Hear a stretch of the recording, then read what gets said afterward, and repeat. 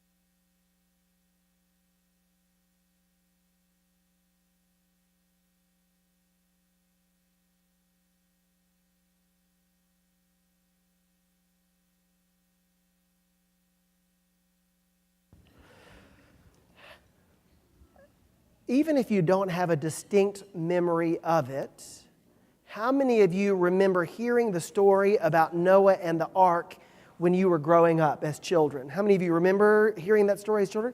How many of you, thank you, how many of you have told that story or at least talked about that story with children or grandchildren? Yeah, so a lot of us. The question kind of behind this 4-week series is, we've heard about it, we've talked about it, but do we really know? Do we really know what that story means? Do we know what Noah and the ark is all about? On the other side of that partition in the Inquirers class, they're talking about baptism today. And even in the New Testament, there's Noah and the ark and the flood becomes an image that the Christian tradition makes an image of baptism. But after we study it, I'm not sure that makes any sense at all. And so what I want to invite us to do is to kind of bring together two minds, two identities in this series. The first is that childlike wonder, the parts of the story that capture our imagination, and then also to bring with us the other mind, the mind of, wait a minute, what was that? What did I hear? What did I read? And to let those two different minds sit together and trust that there is wisdom and truth and spiritual growth in holding both of those and holding them together, which is sometimes a challenge. In your memory of Noah and the ark, Noah and the flood, what are the details of that story that fascinate you, that you still...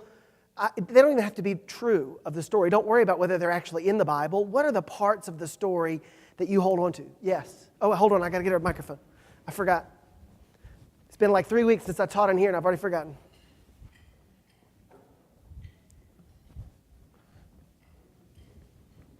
So the question, what is it about the story that interests you or fascinates you?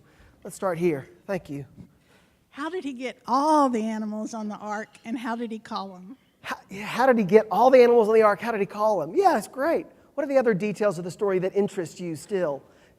Oh, let's start. I'll be right there. What do you like about that story?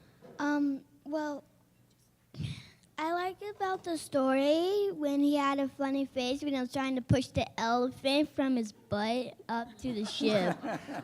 I love it. I love it. That's perfect. Thank you. A funny moment. Yes, indeed. All right, back here. Yes. That all the animals entered 2 by 2. I teach kindergarten. Having 2 children get on a boat side by side. Interesting to think about how the pairs of animals would also enter. Yes. Thank you. Thank you. What else? Other details of the story that you remember? Yes. Thank you, Pat. Hand you that. I think that for me, the story of Noah and the ark is just one of those. I guess I'm not a biblical scholar, and I have huge biblical doubts. And so Noah and the ark is one of those little, you buy your kids an ark and all the little wooden animals, and it's a lovely story. But even when I was a child, I thought, yeah, that wouldn't work. Yeah. And I still think that. Thank you. The only thing I want to take exception with is the label that you're not a biblical scholar. I think the doubt is the first place for the scholar, and I appreciate that, and I trust that the Bible has been subjected to our skepticism, humanity's questioning long before any of us walked the earth, and so I love that. I love that question. Yes. How do they fit? I remember as a child being fascinated with how in the world you can keep the crocodiles and the sheep separate. And so much of my memory of the story is shaped not by the biblical text, but by the retelling of the biblical text in story, in cartoon, in song. Arky, Arky, right? Right? Some of you know those songs. Some of you, like me, get them stuck in your head when your children are singing them over and over and over again. If you've ever been a part of a Bible school where Noah and the ark was present, that's a part of just that deep, soaked in deep sense. So part of what I want to enjoy in this series is kind of holding on to those different identities. This is a tricky question. This is the synthesis question, at least for this moment, before we look at the text. And we'll ask this question again after we've wrestled with the text for a while, but even before we look at it, if you had to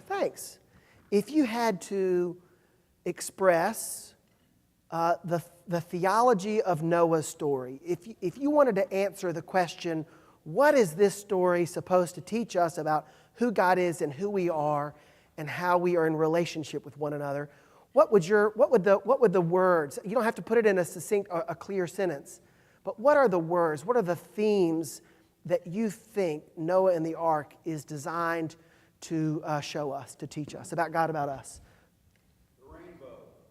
The rainbow. Hope the rainbow. After the raging storm. Yes, the rainbow. Yes. What else? Cleansing. Okay. What else?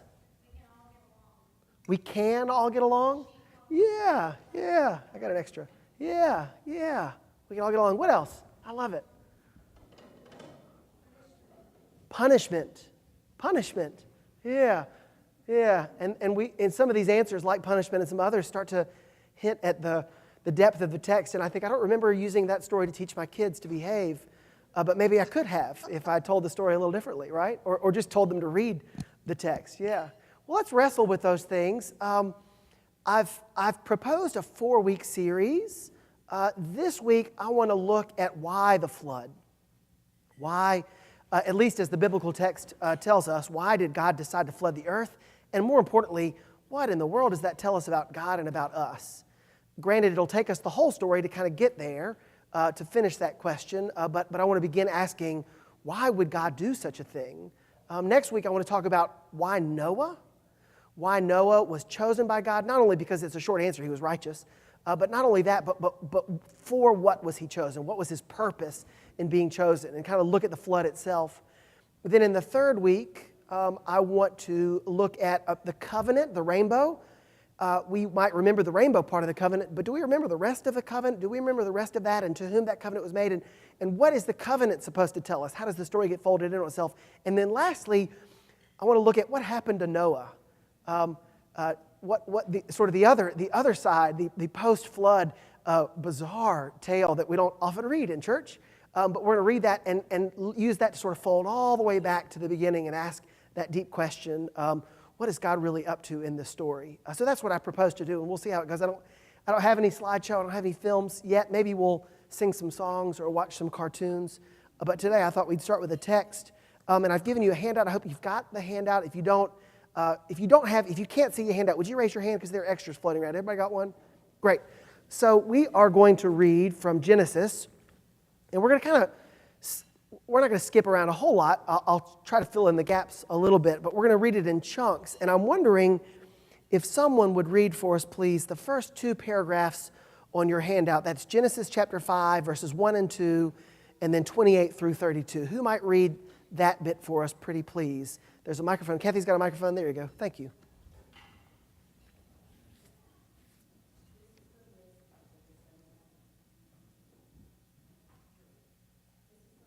Is it on? Let's see. I might have turned it off. Thank you. This is the list of the descendants of Adam.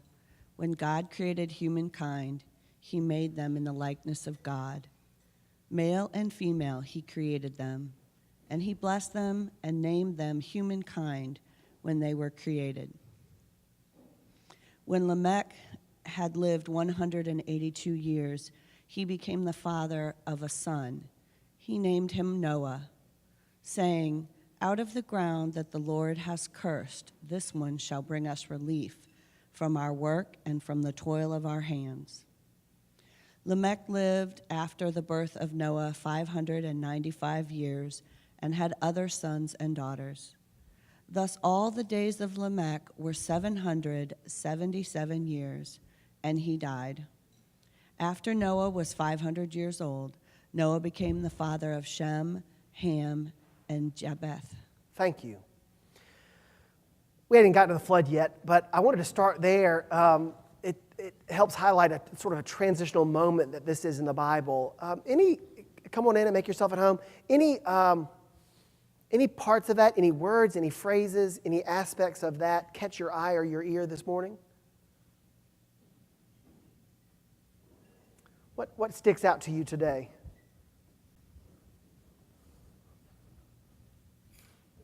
Even if it's mundane, maybe it is the mundanity that strikes you. I'm going to hand you those. Glad y'all are here. Okay, so they're all really old. They're all really old. Yeah, yes, they're all really old. Like 500 years old when you had a kid. Yeah.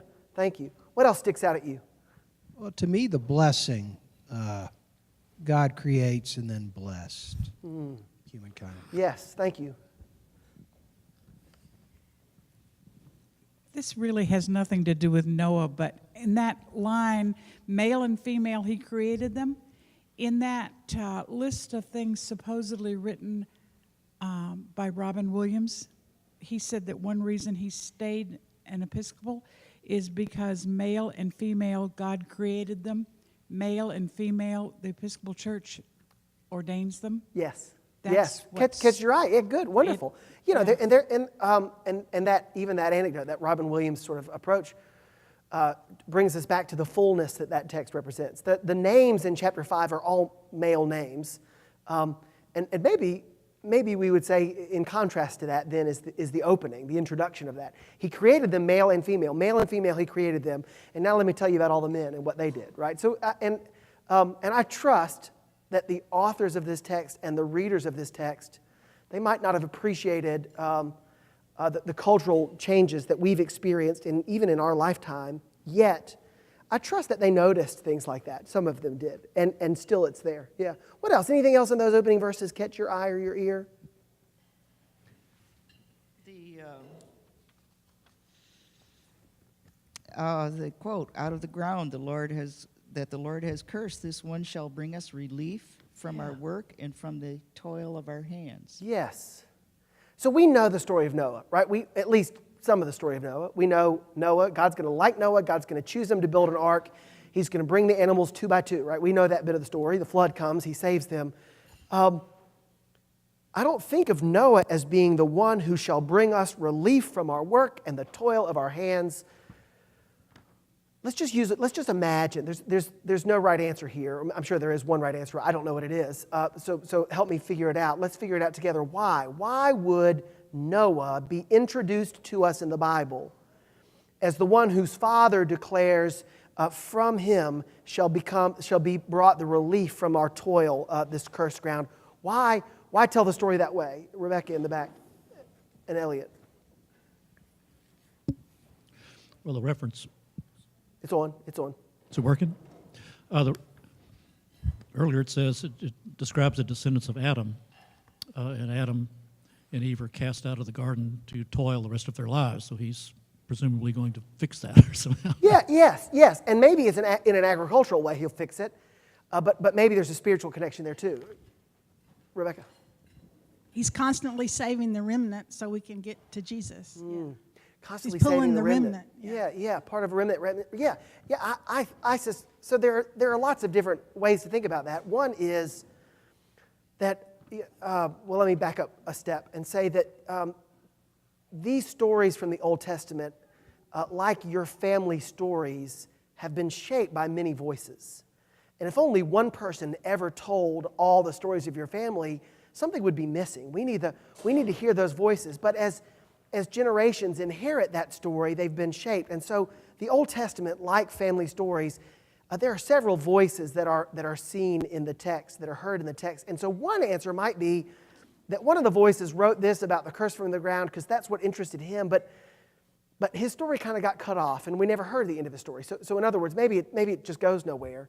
But I like to imagine some theological significance. I like to imagine that the people who wove the story together as we have it were smart enough to figure out whether this dead end could have been refined more clearly. And I love the invitation, the theological invitation, even if there's no direct, explicit narrative connection, though I think we'll see it in our 4th week. Isn't it wonderful to imagine how, even from the beginning, Noah is introduced to us as the one who has the power to undo the curse that Adam was given, right? Adam, cursed be the ground, you shall toil and sweat all the days of your life. You'll try to raise crops and it'll bring you thistles and thorns.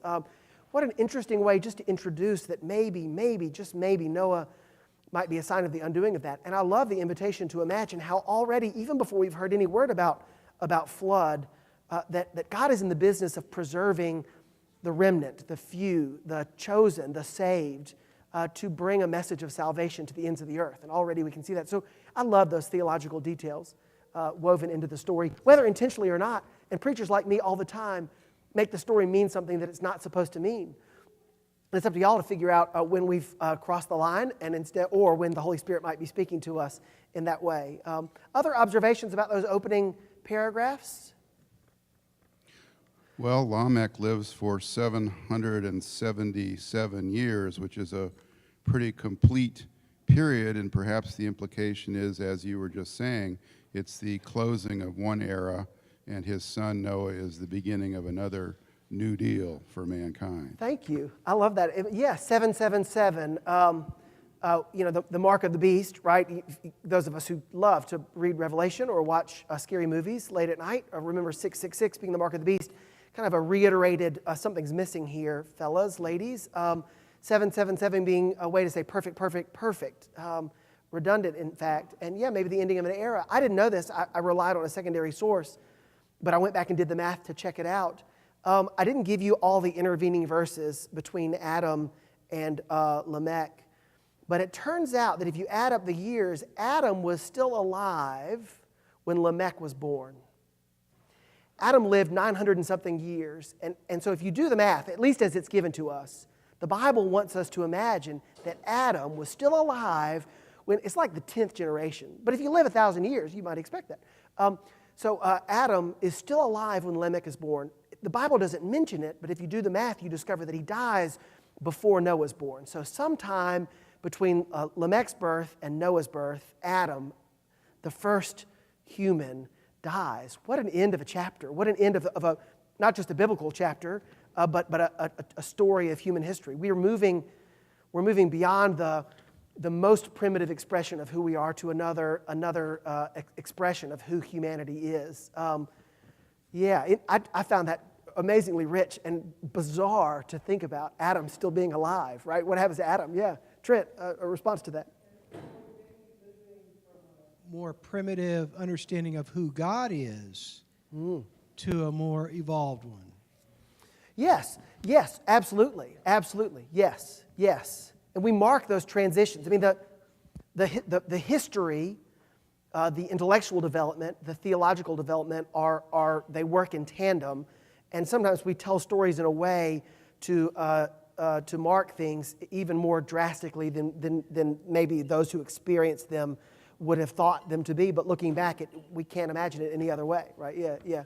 We all imagine that 1492 was a really big moment in the development of the human race because it's very much us-centered, isn't it? But maybe it didn't look like that to everybody else who was wondering who this Columbus fellow was, certainly for the native peoples that he encountered.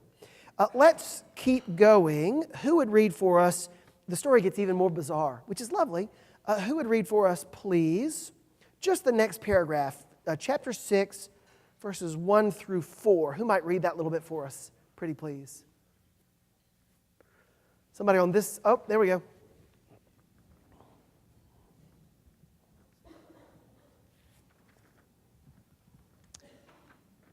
When people began to multiply on the face of the ground and daughters were born to them, the sons of God saw that they were fair, and they took wives for themselves of all that they chose. Then the Lord said, "My spirit shall not abide in mortals forever, for they are flesh. Their days shall be 120 years. The Nephilim were on the earth in those days, and also afterward, when the sons of God went into the daughters of humans who bore children to them. These were the heroes that were of old, warriors of renown." Thank you. I don't think this comes up in the lectionary anywhere. I've never had opportunity to preach on these verses. Maybe I'm thankful for that. Buckle up, a pretty wild ride. Just let those words sit with you. What in the world? Sons of God coming down and going into the daughters of human beings and having this semi-divine race, the warriors and heroes of renown. What? The Bible? Which Bible are you reading, right? Yeah, so explain that for me. Help me understand what in the world's going on. Yeah, right?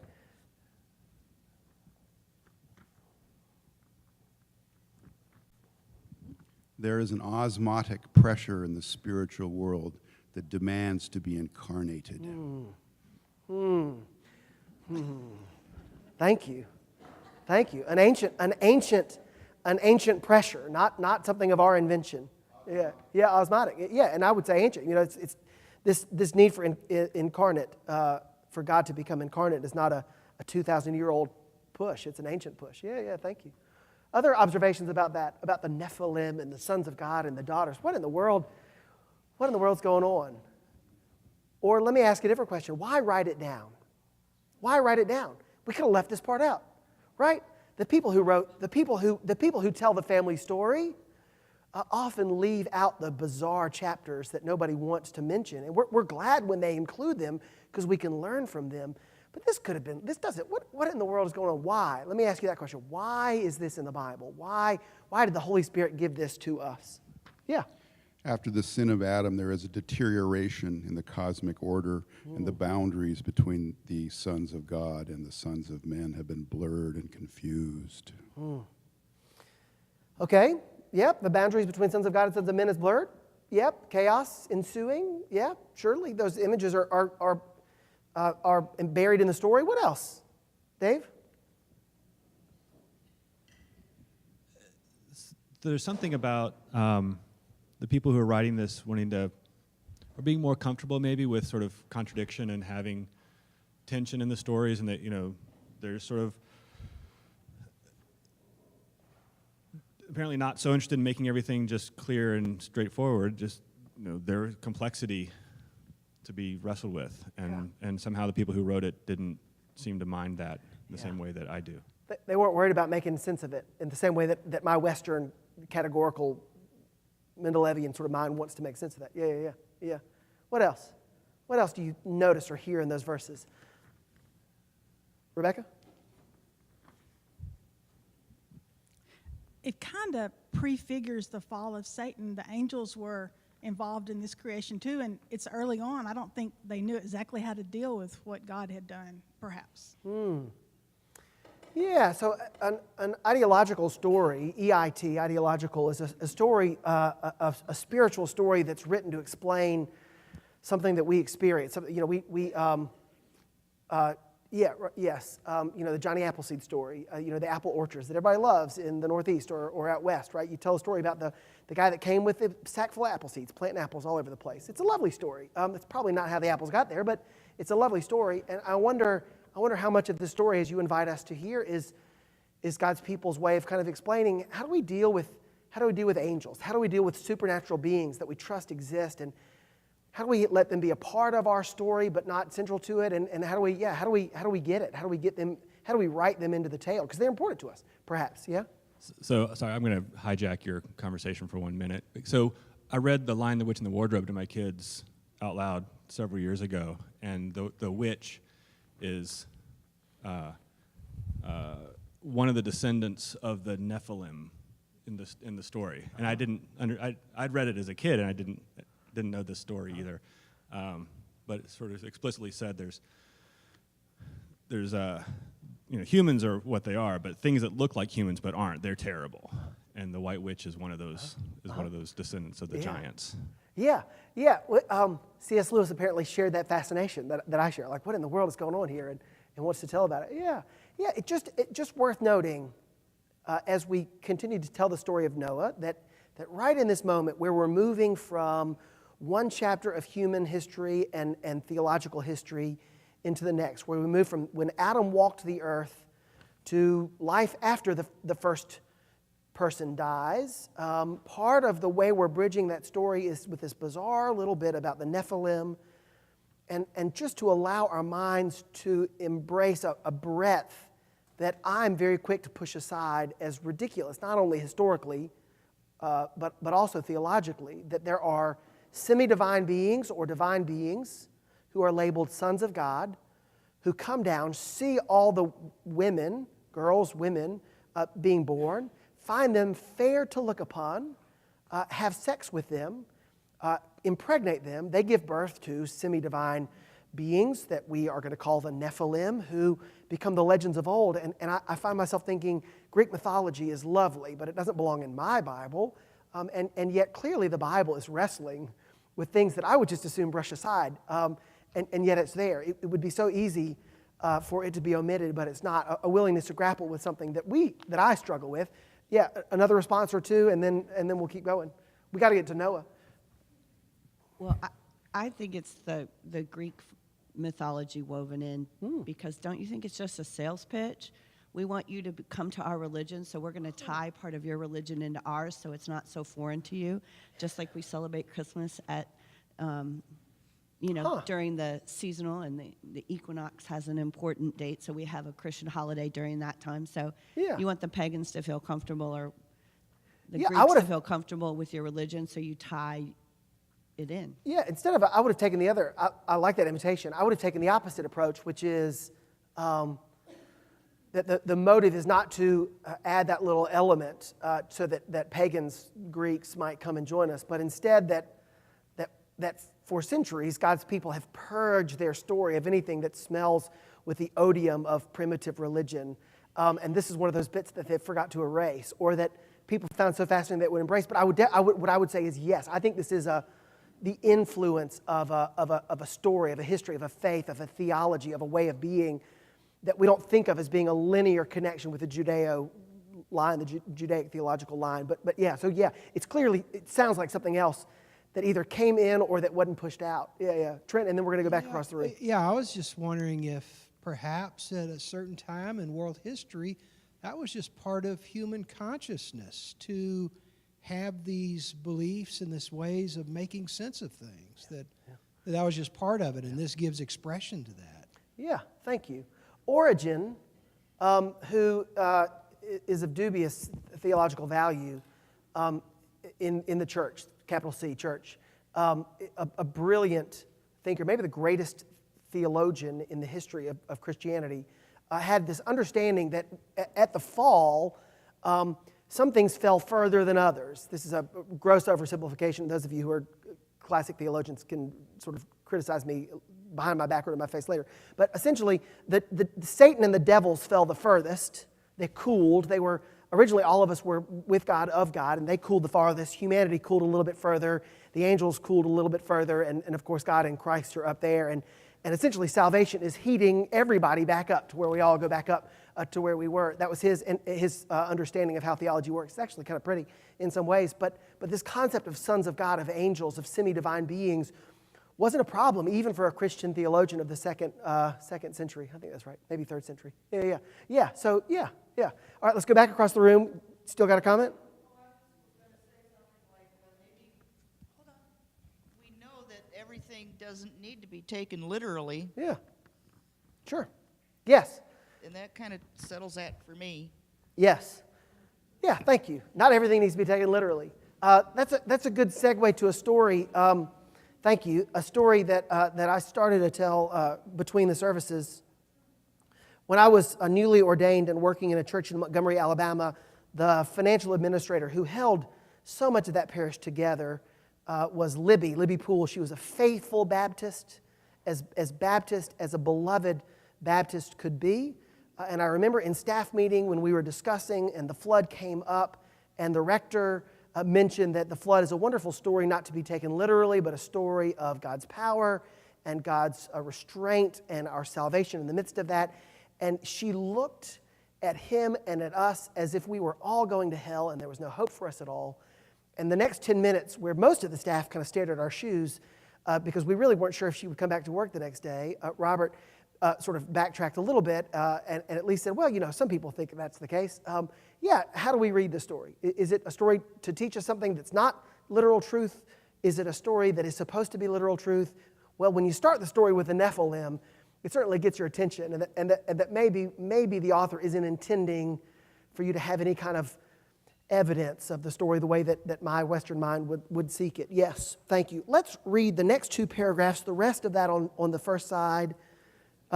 Starting in verse 5, this is Genesis chapter 6, verses 5 through 7. And then as you'll see, I go to verses 11 through 13. Thank you. How many chapters? I didn't hear. How many paragraphs? The rest of the first page, from 5 through 13.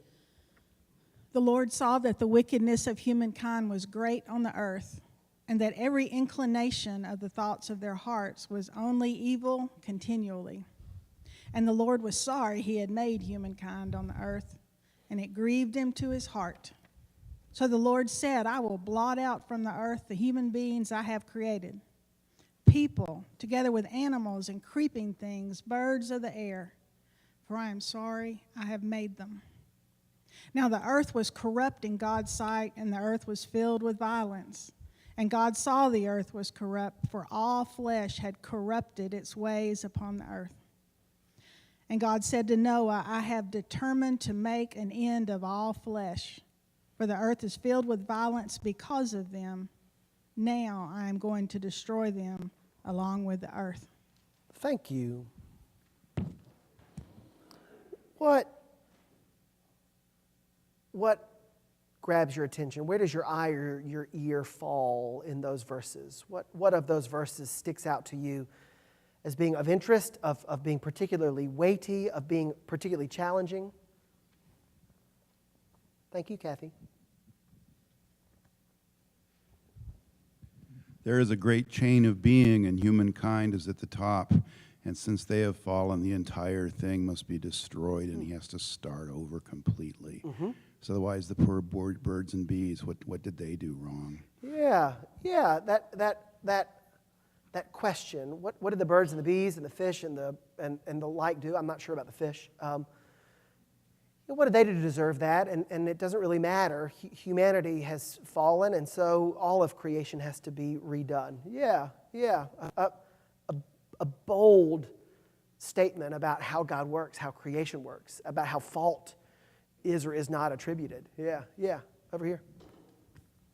I hear the word corrupt and violence repeated over and over. Corrupt and violence? Yes, thank you. Where else does your eye or your ear fall, Samantha? We're going to have everybody who wants to speak next week sit on this side. I'm just kidding. Thank y'all for being patient. I've been playing this video game called Goddess, where you're God and you're manipulating the world and building your civilization. And about like 2 hours into playing it, I restarted because I was like, I could do a better job now that I know the parameters. And that was the first time that I understood what God might have been, inhabiting a consciousness that resonated with this part of the story in a way that I hadn't before. Yeah, that's beautiful. Thank you. Trent. Oh, two things. So we are studying in servant leadership shadow, and casting's one shadow. So Ray and I were laughing that maybe God was casting his shadow on creation. Anyway, little joke. But I remember being working with a youth group where we read this story at kind of a day retreat. And one of the parents, leaders there, latched on to this part of the story and said, we need to really instill this in our youth, this sense of fear before God, that if they don't straighten their lives out, this is where they're headed. And I was just like, oh my God, is this really our understanding of who God is and what we want our children to carry forward from this event? Mm-hmm. So anyway, I don't know. That kind of strikes me. Thank you. And we're not there yet, but we know there's a rainbow coming, and there's a good promise that's associated with it, which says something about it. Yeah, and it's as much about our wrestling with what is deserved as anything. Yeah, we'll get there. Yeah, Elizabeth? What stands out to me is when he says, I'm sorry that I've made them. Yeah. It's a what a heavy thing. What is it when a parent says to you, I wish you were never born? Like, just a damning thing to say. We would never, I hope, say that to a child, even in our worst moment. For God to look at humanity and say, I'm really sorry that I made them. And it's the magnitude of that and what it must feel like to be the people who tell the story that way. Right? I mean, the author never presents it to us as if God said to Noah, well, I guess it is told that way. Maybe it is. Let me just backtrack. Noah, the keeper of this. What's going on in Noah? What's the dispute between Noah and his neighbors like, that when Noah tells this story, at least as it's presented to us on the surface, that Noah would say, God's really sorry he made all of you people. He told me so, right? Yeah. Sticking with that for a minute, look at the second half of verse 6. And the Lord was sorry that he had made humankind on the earth, and it grieved him to his heart. What do you think the it is?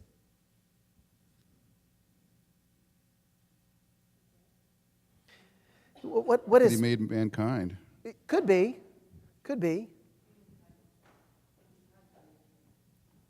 I wonder if his sorriness is what grieved him. I don't know. I don't know. A secondary source suggested that as if that were the clear reading, and I thought, wait a minute. I've never read it like that before. But to invite us to consider that the statement God is making, I am sorry that I made humankind, is such a profound statement that even God himself was grieved by the reality that represented. That it wasn't that even as the story is portrayed to us, for what it's worth, maybe we can't hear it that way, and I wouldn't blame us for not allowing God off the hook in that way. But maybe, just maybe, that God is, although sorry that he had made humankind, it grieved God that that's where he had gotten, that that's what God encountered. Which is it's hard, it's a mix. Yes, in that way. Yeah. Other thoughts about that in particular, or anything else we've looked at? It's a lot like Samantha's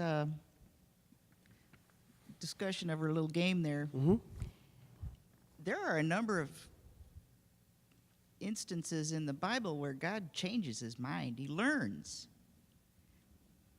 Yeah. And he changes his mind. Sure. And this is one of the original times, Yeah. I guess. Yeah. Yes. And what must it tell us about the condition of humanity that God's people would imagine things had gotten so bad that God would say that, right? Yes. Yes.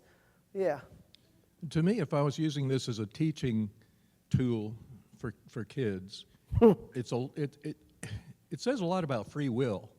And it seems like at the time that this story was circulating, free will was a pretty radical concept, or at least a God that supports whose creation has free will, and the idea that there are consequences. All you kids, you need to know that you have free will. You can do anything you want, but there are consequences. Yes. Yes. And the universal nature of the punishment, and I'm not even sure we can call it punishment. When you undo a creation, I mean, it's the undoing, right? It's as we heard, it's the people with the animals, the creeping things, the birds of the air, right? It's the undoing of this. When we talk about that, it seems disproportionate. I mean, it's if you wipe everybody out, it's as if there's something flawed in the system, and maybe there's something about free will there, but this doesn't sound to me like God is saying, all right, everybody line up. All right, you hit your brother when your mother wasn't looking, so you've got 10 minutes in timeout. You stole the chocolate from the drawer, so you've got 20 minutes in timeout, and you've been no good for your whole life, so you go to timeout forever. It's not like that. Everything gets undone, as we'll see, as the telling of the story, we never hear the screams of the people who are being swept away in the flood. It's almost as if that's not important in the story. And I wonder what that tells us about their struggle with individual responsibility and corporate responsibility. And how do we even think to draw those lines? Yeah. I like that. Yes. So God is going to wipe out human beings because of their transgressions and their behavior. But why does he need to wipe out the birds and the bees and the vegetation and everything else? Yeah, that's a part of the question. And it seems that the answer is to undo creation, to start all over, to see if we can get it better the next time. Yeah. I think he wipes out us with the birds and the bees because we are only important in our own minds. We are no different from the birds and the bees to God. We're just another one of his creations. It's our egos that make us feel like we're somehow better than the dogs and the cats and the elephants. And yes? So I'm thinking of the computer when it gets corrupted and you have to wipe the memory clean and you have to go back, though, to something that's uncorrupted to reboot, Yeah. And that's kind of what Noah is, almost a prefiguring of Christ being the new Adam to a certain degree. Yes. So you remember the story of creation, right? The 7 days, the 7-day story, right? Even before light, what was there? Before light, how is that described? In the beginning, there was God, but what was God doing and where was God moving? Ray's going to tell us. Here it comes. The Spirit was hovering on the face of the waters. Over the face of the waters. Yeah, do y'all remember that bit? Over the waters? So the flood is, we're going all the way back to day one. And I don't remember the details of the story. Maybe we'll listen for it next week about whether the sun gets blotted out by the rain clouds. I don't know. There's still days, 40 days. Days are important, so maybe not all the way undoing. But the fact that the floods come back means we're not only winding back day 6 when humans and other animals were made, day 5 when fish and birds were made, day 4 when plants, day 3, but even when the land, right? I guess it skips the bit about the stars in the heaven, but when the water was gathered into places and dry land appeared, we're going all the way back to that bit, which is to say the pre-order, the pre-creation move that God is doing. God's stepping all the way back to wipe that clean. Let me offer a couple of reflections as we wrap up our time here. Notice in verse 5 how the wickedness of humanity is described. The wickedness of humankind was great in the earth, and that every inclination of the thoughts of their hearts was only evil continually.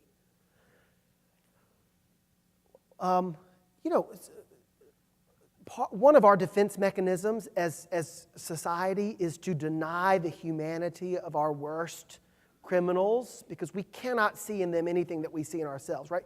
It's why politicians and preachers love to use Adolf Hitler as an example for everything that's bad, right? We just go there. We can go Joseph Stalin. You can name your Pol Pot. You can name your tyrant of history in whatever generation. And we always use those as if they're not real people. And then when we encounter their real humanity, it's a real challenge for us. Part of what's really tough to read is that this level of wickedness is not measured by the output of it, by what they've done. It's that the inclination of their hearts is only evil always, continually. It's not an action-based judgment. It's a thought-based judgment. And God sort of sees that the direction, the Greek word is telos, the destination, the trajectory of humanity is off. And we've been building to this point, right? I mean, I forget that this is Genesis 5 and 6. Genesis 1 is creation. Genesis 2 is creation again. Genesis 3 is fall. Genesis 4 is Cain murdering Abel. And now we get to Genesis 5 and the Noah story. So it's not like we've had a lot of time in between. And if you read the first 6 chapters of the Bible, what you get is creation is beautiful, and then we've got the fall, and then we've got the consequence of fall, and then again we've got another consequence of the fall. And it's as if sin, which is that sort of jargon, that label that we use to say that things aren't the way they should be, the way they could be, sin is building to a climax, and it's gotten out of control really fast, really quickly. 10 generations, it seems, that things have gotten really, really bad. And so part of Noah and the flood isn't time specific. It's not God evaluated all the actions of all people and decided, let's start over. It's as if everything had gotten off to the wrong start. The author is willing to let us see that maybe God set things in motion and God didn't like where they were headed. And that's really challenging. And how do we undo that? It's not God's going to show up and say, hey, everybody, pay attention to me. I've got a better way for us. So bad things had gotten, so off track things had gotten that God has to rewind and start all over, which is a baffling thing that we're going to grapple with the next couple of days, the next couple of weeks, excuse me. You can come tomorrow, but we won't have this class. The language of blotting out that we see in that first of those 2 last paragraphs, I will blot out from the earth, not kill them, but blot them out, as if they were never here. That's a different kind of punishment. That's a different kind of response. It's not simply that God is going to kill them and their bodies will be buried in the ground. It's blotting out. I mean, and we can use the image of the flood, which means, sure, when the waters receded, terrible things are left after a flood, including human bodies. But I don't think that's what the author wants us to see. I don't think the author is inviting us to imagine the corpses of the animals or the people after the flood. I think God is asking us to imagine that it was all gone, that the slate was really wiped clean. That's a different kind of story than what I think of. When I think of floods ravaging the earth and the horror that's left behind, this is not a horror, this is a cleansing. Whoever said cleansing, this is a starting over again in a mythical way that doesn't make sense in the physical world, but makes sense, maybe makes sense in the theological sense that it's presented to us. I gave you on the back of that handout 2 texts. One, I love the Common English Version. The Common English Version of the Bible is not a paraphrase. It's not like the Message or the Street Bible where the authors take the text and then try to explain it to us. It's a word-for-word, thought-for-thought translation of the Bible, but it tries to strip away all the theological jargon that those of us who grew up in Sunday school are vaguely familiar with. It tries to present itself as a Bible that anybody with no theological background could read. And so some of the language there is helpful for me, like the children of supernatural beings instead of sons of God is helpful. But I'm stunned by that last paragraph there. The Lord saw how bad the people on earth were and that everything they thought and planned was evil. Again, that kind of helps me understand that the intention was the issue. God was very sorry that he had made them, and he said, I'll destroy every living creature on earth. I'll wipe out people, animals, birds, and reptiles. I'm sorry I ever made them. The other passage there in the middle of the second side is the end of Genesis chapter 1, when God makes humankind in God's image. Male and female, he created them. The story of Noah, at least in chapter 5, when the genealogy is told us, begins with that. Male and female, he created them and he blessed them. you can't, I don't think you can read chapter 5 into chapter 6 and not recognize what a remarkable contrast there is between when God made humankind in God's image and blessed them, and now God is saying, I'm sorry I ever made them. Where did things go so wrong? I think the author is trying to bring us to that moment. And the last thing I wanted to mention as we finish is that last paragraph. Sometimes the Bible says the same thing twice, and sometimes it says it really close, but sometimes there are differences worth noting. And notice that in the recapitulation in verses 11, 12, and 13, that the way that humanity's wrong is described is different. The earth was corrupt in God's sight. The earth was corrupt.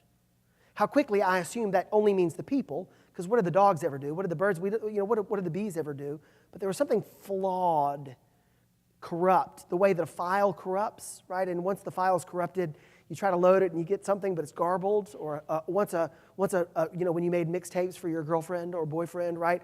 When you make a copy of a copy of a copy, if one of those is bad, it's never going to get better again. And so there's this sense that the earth was corrupt. The earth was filled with violence. The earth was corrupt. All flesh had corrupted its ways. And God said, no, I'm intended to make an end. So again, sort of bringing us to that reality that something has to change. Something has to change. Something has to start over. That's where we're left, which isn't finished. And I recognize that. But I appreciate your time and your participation. Next week, we will come back and we will look at why Noah. And what did Noah seem to accomplish in that way as we continue to try to answer that question? What in the world is this story supposed to teach us about who God is and who God is calling us to be? Thank you all very much. Hope to see you all next week.